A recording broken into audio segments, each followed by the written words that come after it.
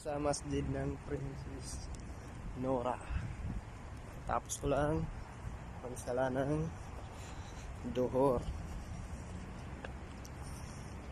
So, konti lang ang nagsasala dito kasi wala masyadong tao dito eh. Ayan, ang laki ng masjid dito. Ayan, puntahan ko lang yung sasakyan ko.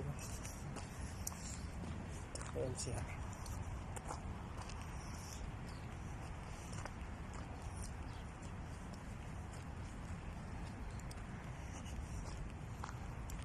Ang laki, no?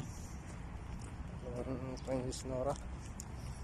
So, may isa pa ang mas dito, mas malagay pa dito. Yan.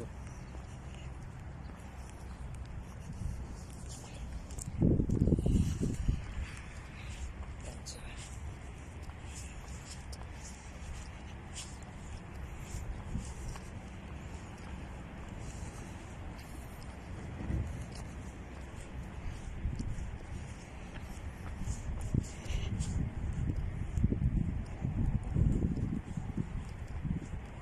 Tama yan, nakikita niyo.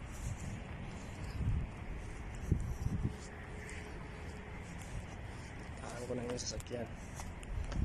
At tumawag si maraming.